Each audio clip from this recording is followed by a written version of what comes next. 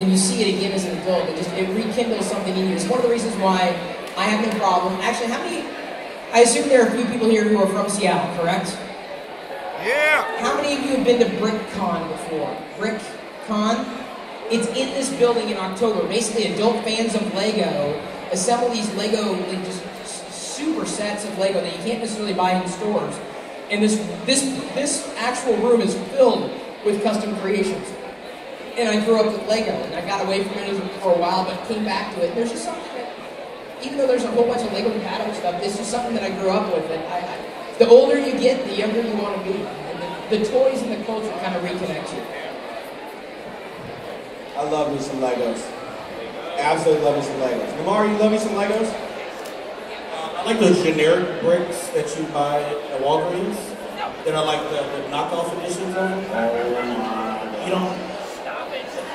Duplos? Is that what you like, Duplos? Oh, my God. Chris, it's just taking... Well, where'd Vader go? Did the mic run away? Where'd he go? Oh, there he goes. We lost Vader. I tried to stop him. Got a question here. This is Tommy, NC 2010. Now, I met Tommy here. Have you heard of MTV's Made? The TV show Made? Tommy was in an episode of Made. This man right here. You want to talk about a TV guy? This is Tommy right here.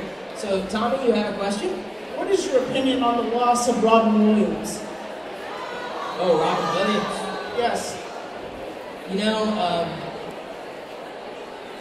and Jerry, you actually did a video on this. And I don't know if you did one as well, yes? I did one too. Okay. I know that what's hard about, and I'm going to bring this back to YouTube if you don't mind. What's hard about being someone who's on YouTube is that sometimes people don't treat you like you're human. Yeah. And that's very frustrating because what I choose to put out there is not the whole me, and I'm not speaking for anybody else up here, but I'd imagine it's the same thing.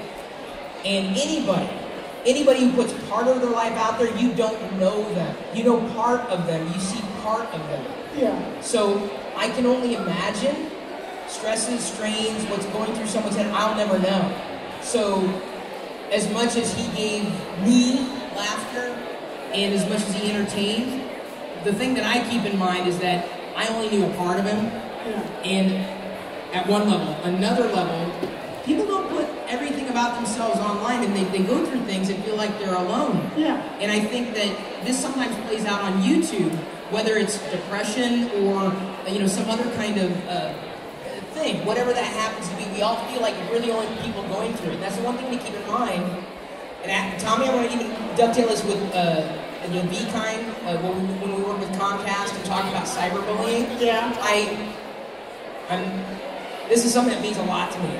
Because when you put yourself out there in social, I don't care your age, I don't care if you're a geek nerd or not, you can be bullied.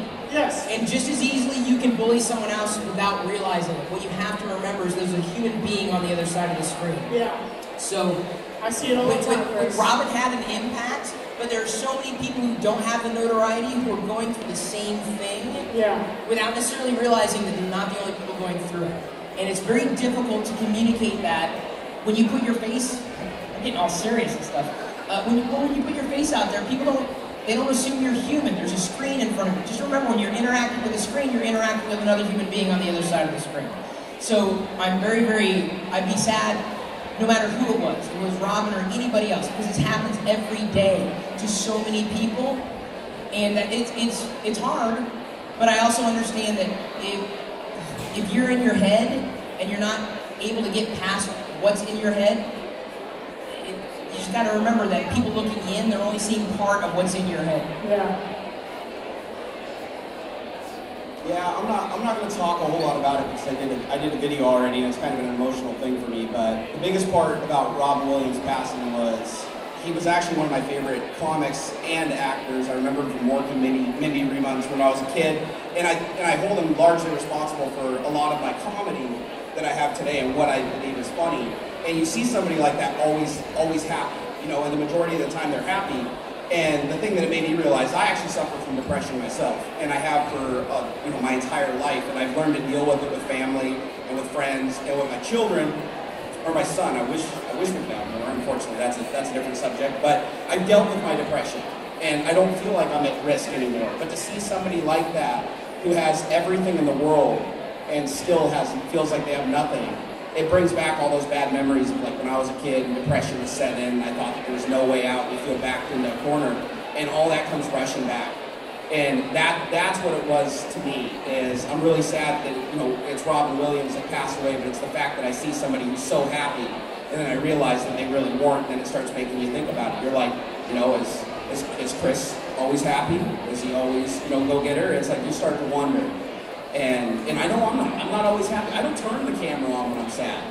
That's the number one. Some people do that. Some people see it as an outlet, and they see it, you know, and it helps them. But for me, generally, I don't turn on the camera when I'm sad. I'd rather just not make a video. So you guys are only going to see me happy. For the most part. That's what's kind of nice about YouTube and the internet. Because I remember growing up and like all the things I was interested in, you know, it's like, I feel like I'm the only person that's into this stuff. And now it's so cool that when you can talk about stuff online and you're like meeting people like, oh my gosh, I thought I was the only one that had those thoughts, and now there's someone else that has those thoughts too, and like it's really cool. So I think that that the internet is actually helping to build these communities so that we can meet more people who have the same interests or have the same thoughts, have the same dreams and goals. So you don't have to feel alone in those situations. I mean, I still definitely agree that you do have this weird like cut off persona where people don't really talk to you like you're you, but like you're what you're on camera. But at the same time, it's nice to be able to connect with different people and have those similar interests, so you can realize that you're not the only person having these thoughts out there. So,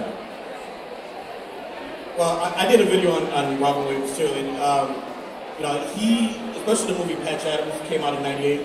That was one of the things that helped me become a better teacher. I was a classroom teacher. I know you were going to do it as well, and it was you know, just being able to go in and teach and using humor, you know, for kids who didn't want to learn, and that was one of the things I learned from that movie. And yeah, he shaped a lot of my comedy. So it hit me hard. It didn't hit me hard for really that reason. The reason I feel like it hit me hard was because I really connected with his depression in a sense. You know, the saying is comedians hide the most pain, and we really do. You know, we want to make other people laugh so they can feel better. You know, sometimes at the expense of ourselves. So, you know, I had a crappy childhood. I did a video about that, and then, you know, then it kind of brought all that back again. You know, but I'm trying to be a better person and not use my childhood as an excuse. I should be this way because, and you know, just I respect him for. I really respect him for playing it off. You know, he put other people first, and that's a lesson we can learn from Robin, is to you know, think about other people. You have to look out for yourself, though. That's another thing. Okay, let's do something a little bit.